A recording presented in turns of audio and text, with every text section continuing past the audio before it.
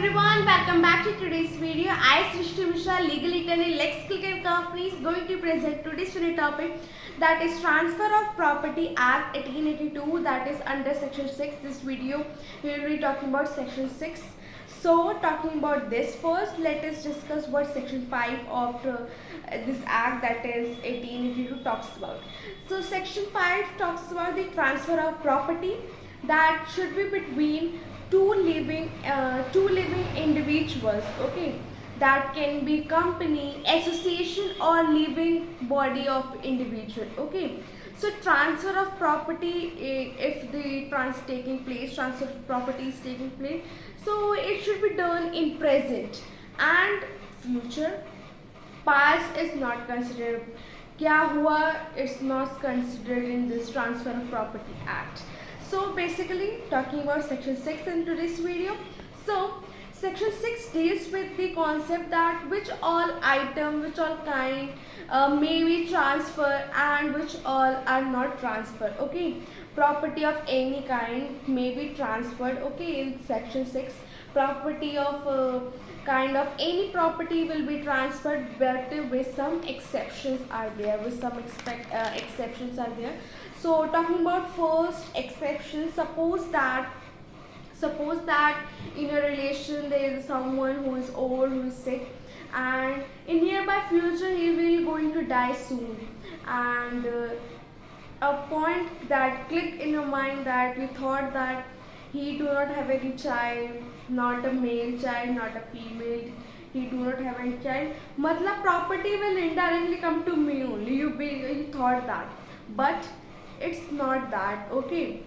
Plus you cannot transfer this property because it's not your property, okay. It's still the person, like anyone, Tauji, anyone, imagine that someone, name it. So it's not your property, it's that person property only, and till it's not your property, it's not your right to transfer this property to any third party, okay. So by thinking the property will not be yours, they cannot be transferred the property as it's not your property. So dealing with the second exception, second point, that is right to re-enter in property. So what is right to re-enter in property?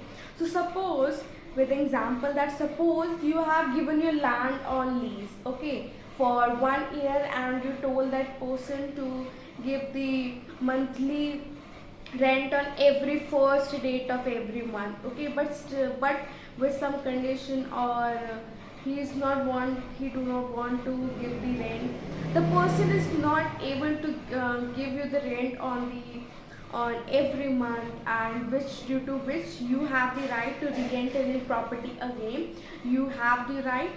The third party do not have any right, like you say to someone, your friend, that he re-entering the property, I'm giving you the post on the behalf of myself, you do this work. No, the property is not of the third party, so the right is only to you. The owner of the property does not have any right to any other property. But अगर आपने उसको transfer कर दिया, if you have done transfer of that property to someone third party, then that party will take the right also, right of re-entry in property. So that party will deal with all these things, but still you have not transferred that property, this is with you, so you have the only right to re-enter the property.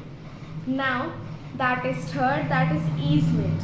So easement is a right that enable a person to use a property even when he and she is not the owner of the property, and that can be, such a right is granted to the owner by the property for the purpose of water, light, like putting water tank outside the house, anywhere. So it's not it's everyone right to use that water, and this is the third point. Now fourth point is that restricted interest. That means that a person right or interest, okay, person की right या interest which is only for his enjoyment, okay, enjoyment के लिए है, and that property cannot be transferred by him, that property is not allowed to be transferred by him. And Fourth point is right to sue. So a mere right to sue cannot be transferred. Okay, right to sue cannot be definite sum of money is an actionable claim and can be transferred. This can be transferred, but right to sue from indefinite sum of money is not transferable. It's not transferable. Sixth point is of this topic is public office. Public office, we all know government office. Government office where it cannot be transferred, nor the salary of the public officer, whether paid or unpaid, whether the amount is paid or not, payable or not, still that cannot be transferred. Public office, salary, everything cannot be transferred.